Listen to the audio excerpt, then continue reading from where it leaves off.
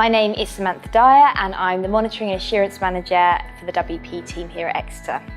We ran a workshop earlier looking at the data that we use for widening participation and working with colleagues to explain what data we use, why we collect it, how we collect it and why it's important.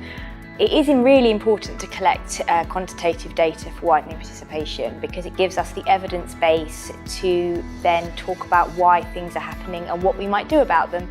So we explored this with the colleagues in the room and they did an exercise to list all of the possible characteristics that make up the broad definition of widening participation, and many of them found that quite easy, which was really good.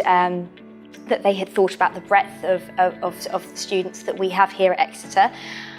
We then talked a little bit about the sources of the data, some of its limitations and challenges, and then they did an exercise to match a fact to the stat. So we jumbled them all up. They had to then think about what number matched the fact.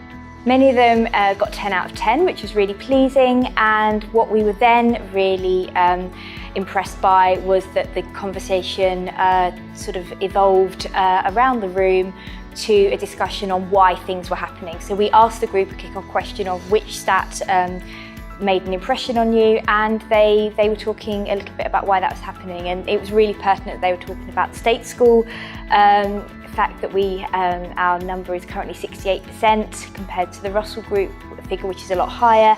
And there was a really good discussion about why that might be happening and what we can do about it, which was entirely the purpose of the workshop.